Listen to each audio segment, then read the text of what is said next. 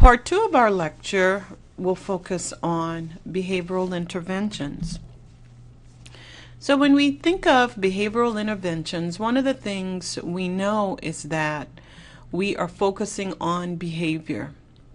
Already we've talked about the affect, our feelings. We've talked about cognitions, or the way in which we think. And now we're evolving into talking about behavior. And we will explore various behavioral techniques and interventions that are most meaningful to working with our clients. It's important to know that, as stated in part 1, and we explored the ABC therapeutic framework that was set forth by Ellis in his rational emotive behavioral framework. A is the antecedent, or whatever the situation is. Let's say it's the problems on the job and having problems getting along with the coworkers.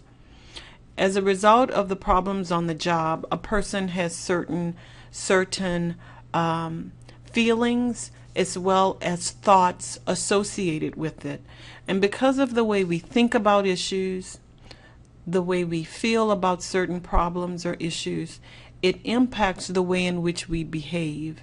And so some researchers believe that it's not so important to focus on the affect or even to focus on the behavior.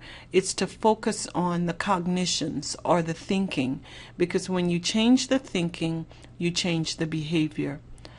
I'm a firm believer that in order to change behavior, you also have to identify therapeutic strategies and interventions that are most effective. And it's from that place that we will be exploring behavioral interventions in more detail. So what are behavioral interventions, and what do they focus on? Behavioral interventions focus on behavior patterns that have power in our lives.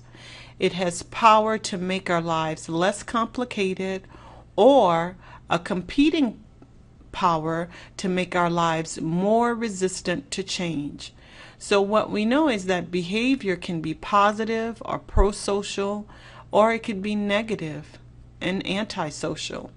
And so behavior has a significant impact not only on our lives, but on the lives of others, on the lives of persons with whom we come in contact. Behavioral interventions examine how persons change patterns of behavior that have become dysfunctional, less effective, or even unnecessary.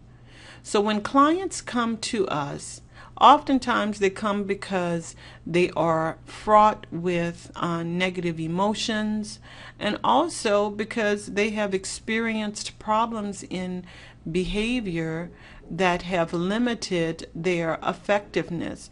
Behavior patterns that have become dysfunctional. Sometimes it might be substance abuse.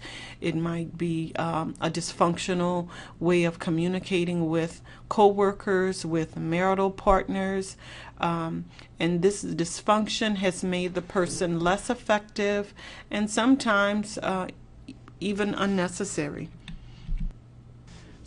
Behavioral interventions are the most important aspect of this chapter, and it emphasizes the client's responsibility in the process of behavioral change and how the client and the counselor must work together to accomplish the client's objectives. Behavioral interventions focus on symptoms that can be treated using behavioral interventions. And a lot of times behaviorists, if you look at not persons that are cognitive behavioral, but persons that are just behaviorist, they focus more on the behavior. The emphasis is on treating the behavior and not looking at the cognitions or the affect. Some researchers believe that if the focus is on the symptoms, which are the behaviors, and if you change the behaviors, then the behaviors will lead to a change in cognitions and affect, and that we spend unneeded time looking at cognitions and affect. So behaviorists, strictly behaviorists, focus on changing behavior, and it's their belief that if you change the behavior, then also the cognitions and the affect will also change. Behavioral interventions also focus on compulsive thoughts, the thought patterns, as well as behavioral or systemic patterns. Behavioral interventions are intended to help clients change their habits when they interfere with achievement of their goals, ambitions, or values, or when they contribute to negative outcomes. Human behavior is governed by lawful relationships within one's environment, and the most common behavioral strategies are based on imitation learning, skills training, relaxation, successive approximation, systemic desensitization, and self-management exercises. So when we think of the importance of behavior and the ways in which we impact behavioral change, it's rooted in theoretical perspectives. And the three originating schools of behavioral thought are from Pavlov, and it deals with Pavlov's original conceptualized classical conditioning. And if you think back to Pavlov, Pavlov was the person that had the dog, and he caused the dog to salivate by the ringing of the bell. Just the ringing of the bell caused the dog to salivate. And it wasn't the meat powder or the meat that caused the dog to salivate. It was just simply the ringing of the bell. And so Pavlov showed through his work that you can condition a person's behavior. And we'll talk a little bit more about classical conditioning. B.F. Skinner is also one of the primary originators of school of thinking as it relates to behavioral thought. And B.F. Skinner later modified Pavlov's work on classical conditioning, and he focused on operant conditioning. And with operant conditioning, it takes into consideration reinforcements, rewards, and punishment. The third originating school of behavioral thought is from that of Albert Bandura, and it addresses social modeling and how we as humans learn from the behavior of others. So what we'll do is just delve a little bit deeper in each of these three primary schools of thinking that have impacted behavioral interventions. When we look at classical conditioning, the classical model is a model based on Pavlov's animal experiments in which he sought to understand how learning occurs. It assumes that existing behavior changes when new environmental patterns emerge. And this model of learning tended to address very basic human physiological responses. It was specific to those more natural kinds of responses, like salivation, which is a normal biological, physiological response, or sleep, or all of the physiological responses that are normal within the system is what was involved in Pavlov's research and classical conditioning. But Skinner took things a little bit further, and he came up with operant conditioning. And he used the research laboratory to explain more complicated learning patterns, which also seem to be more typical of human behavior. So Skinner took the work of Pavlov and he expanded it beyond the more physiological kinds of behavior. He used such techniques as shaping, to bring about behavior change. And with shaping, it's the use of newly acquired skills that could be refined, polished, and shaped by the manner in which rewards are given. And so with B.F. Skinner, he used rewards to shape one's behavior and thereby coming into positive reinforcement or negative reinforcement. So positive reinforcement when we want to increase the likelihood of a behavior occurring, or punishment when we want to decrease the likelihood of a behavior occurring. And then again, going along with Skinner, he included positive reinforcement, negative reinforcement, positive punishment, and negative punishment. And it's interesting that he used positive and negative not as it relates to whether something is good or bad, but whether you're adding something which is positive or taking away a stimulus which is negative.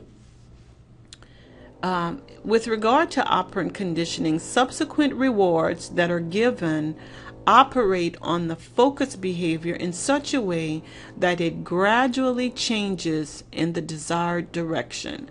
So with operant conditioning, if you want to increase the likelihood of something happening, then you would reward the behavior, either positive rewards or negative rewards.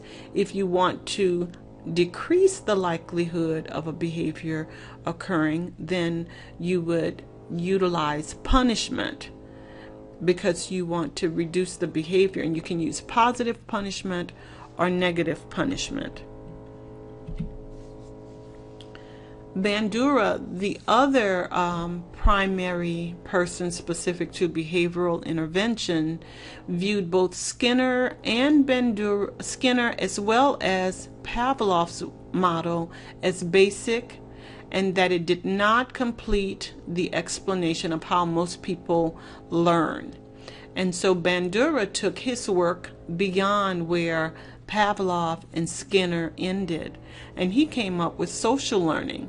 He believes that most people learn in a safe way by observing other people, and also we learn through imitating the behavior of others. It has also been referred to as observational learning, vicarious learning, and imitation learning. So oftentimes when you think of social learning, you might see it referred to in other ways. There are specific elements of behavioral interventions, and let's explore what they are. There's maladaptive behavior, which is the result of learning. It's not illness, disease, or intrapsychic conflict, but it's maladaptive behavior. And so what's important here is to differentiate someone who has a mental illness or someone who has clinical depression. And so he wants to differentiate maladaptive behavior from illness, from disease, or intrapsychic conflict. Maladaptive behavior can be weakened or eliminated, and that's through the use of reinforcements or punishments. And maladaptive behavior can also be strengthened or increased through the use of psychological principles and empirical support. Behavior occurs in specific situations and is functionally related to specific events that both precede and follow these situations. So, when we think about Pavlov, the bell preceded the meat powder, which brought about the salivation. And so using Pavlov's theory, he believes that in specific situations, behaviors are functionally related to specific events that both precede it as well as follows it. So let's say the client's faulty, the client coming to therapy because of the problems with the coworkers. There's issues that precede it, and that's the antecedent. And as a result, there's an outcome, which is the situations that follow. It might be a deterioration in the work environment or the work climate. Also, behavioral interventions are clearly defined and outlined. They also have treatment goals, and it's important for the overall efficiency of the intervention that they have clearly defined or outlined treatment goals. Behavioral interventions also help clients develop adaptive and supportive behaviors to recurring situations. They focus on the present rather than the past or the future. And behavior interventions are selected and tailored to the unique issues and needs of our clients. And they're very client-specific, problem-focused, and specific to the client's concerns. Clients that experience the greatest success with behavioral interventions are those that are goal-oriented, action-oriented, and interested in changing a discrete and limited number of behaviors. So again, clients that are most successful in the use of behavioral interventions must be goal-oriented. There is a specific identified goal. There are clear actions related to achieving the goal, and there is interest in changing a discrete and limited number of behaviors. So for example, if a person is interested in quitting smoking or eliminating alcohol use, the goal is quitting smoking. What are the actions associated with quitting smoking? Well, the person must no longer purchase cigarettes. They might have to go through some form of treatment where they get a patch. They might get Nicorette gum. They may also go into therapy to eliminate, or in therapy discuss some of those problem behaviors that lead to smoking, because sometimes addictions are associated with negative thoughts or negative experiences. So looking at the action-oriented kinds of issues that must be addressed in order for the goals to be achieved. And the person must be committed over a specific amount of time to overcoming these issues, changing the behavior. There are specific intervention skills that are most relevant in behavior therapy. And first and foremost, it starts with defining the problem behavior. What is the problem behavior that the client would like to change? Is it substance abuse? Is it ineffective communication with the spouse? Is it finding gainful employment? So identifying the specific behavior that the client would like to change. It also involves modifying behaviors, because we know that in order for us to have a certain outcome, we have to modify behaviors. And so to modify behaviors, it means changing the successive approximations and changing specific other kinds of behaviors to lead to the ultimate behavioral change. Early on, we talked about the intermediate goals, and in knowing that when behaviors are changed, there are some immediate goals and intermediate goals that must be addressed. And so we have to identify what those are and work toward the changing of the immediate or the intermediate goals in order to bring about the ultimate desired change.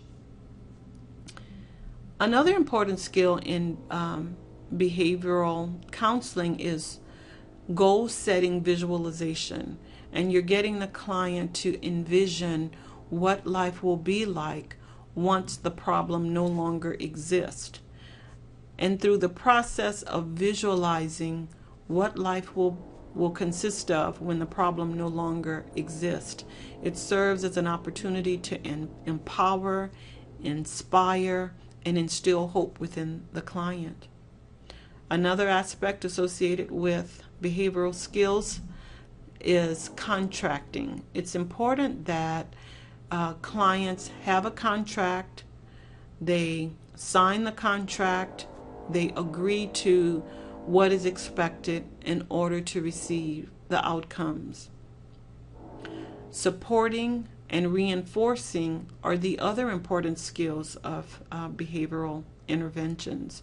And with supporting, as clinicians, it's our role to help support the client and also to reinforce the positive behaviors. So we want to support the client as they make the necessary changes. We want to reinforce and affirm the client as they evolve in the therapeutic process.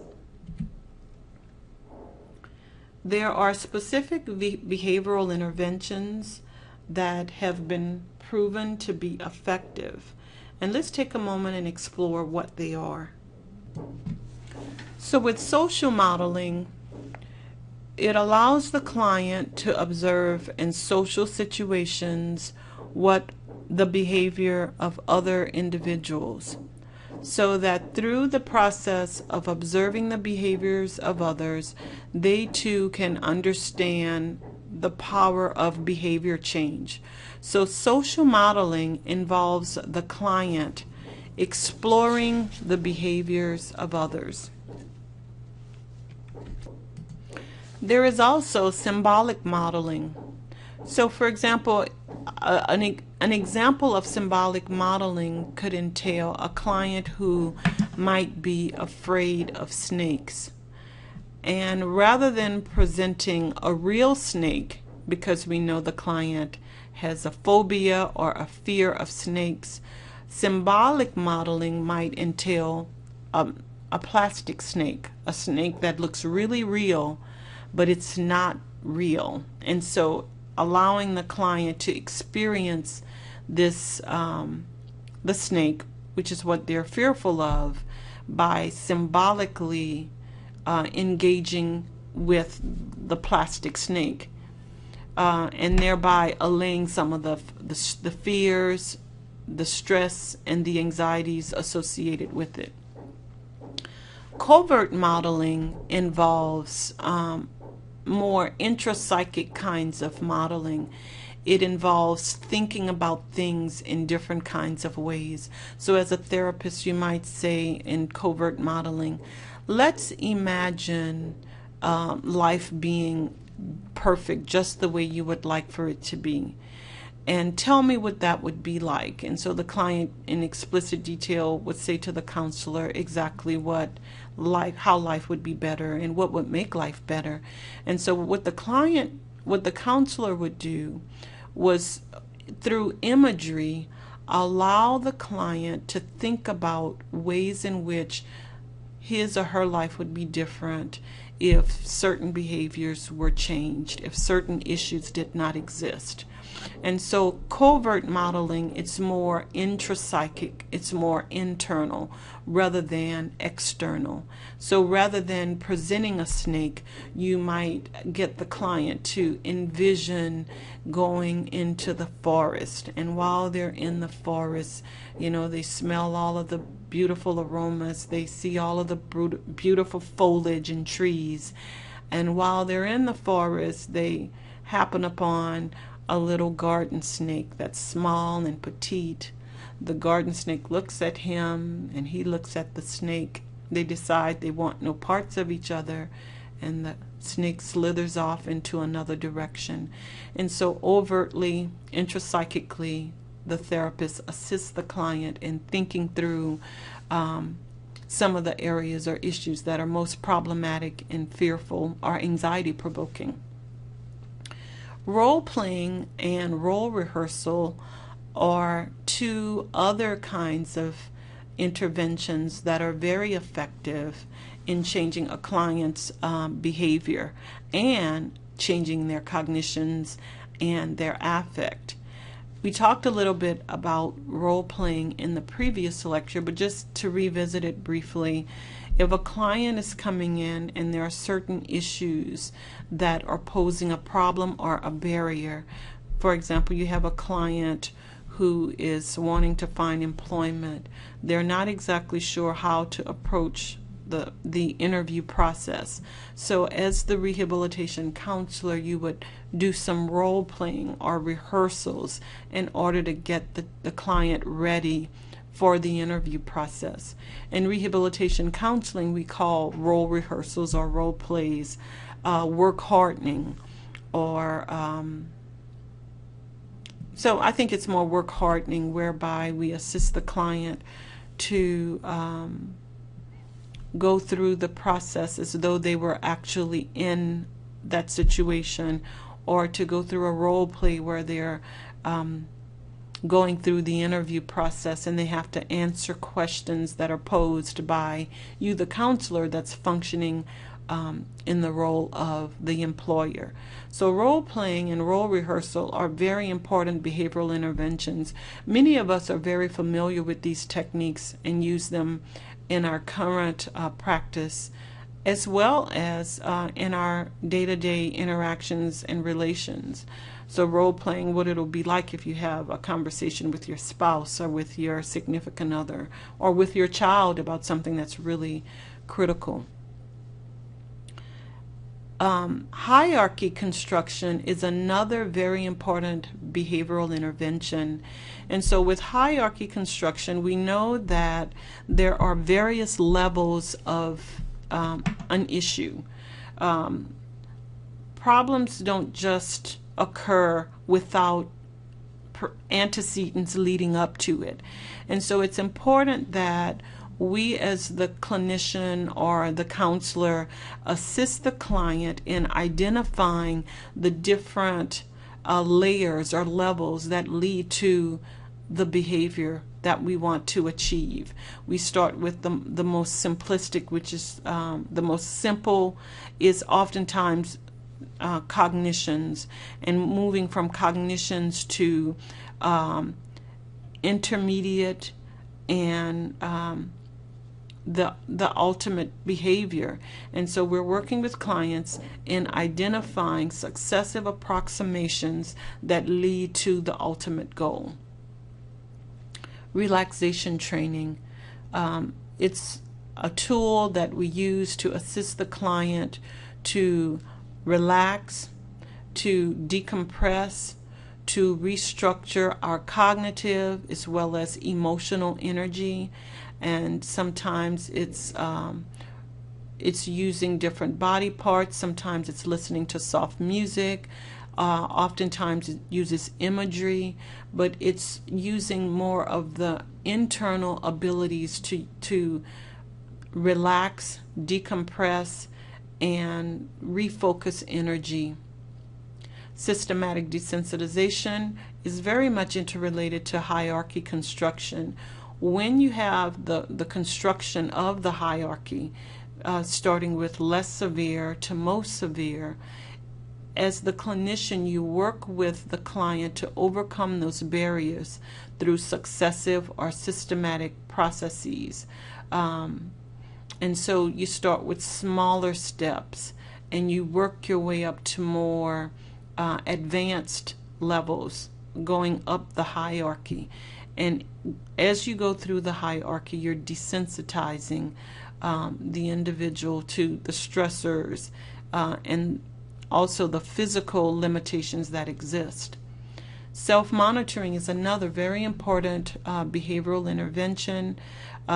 With clients, it's very important that they are in tune with their bodies, they're in tune with their thinking, they understand that behavior is intricately involved with the way in which they think, the way in which they feel. And so with self-monitoring, it teaches the client how to listen to their inner self, how to listen to their inner voice, how to listen to the inner child, the inner voice that guides their thinking and behavior. self-reward is really critical with behavior interventions, because as the client achieves goals, as they move up the hierarchical construction, it's important that they find ways of rewarding their behavior.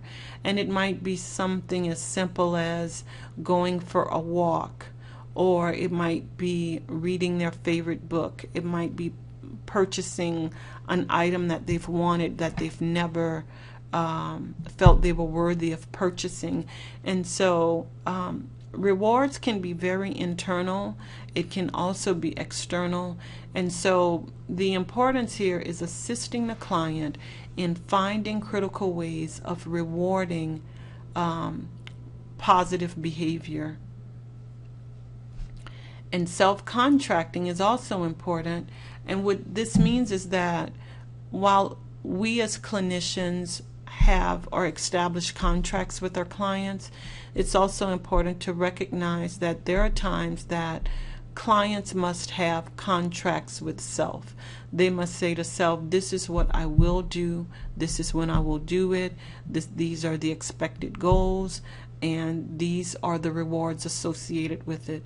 So not only are clients responsible or they adhere to the goals that we as clinicians set for them, it's also important to model and teach clients how to do things on their own, so that once services are terminated, they still have the necessary skills and techniques to monitor their behavior, change their behavior, and reward their behavior. This concludes our lecture on cognitive behavioral interventions, and we will be moving forward with our next lecture, and we will address systemic interventions.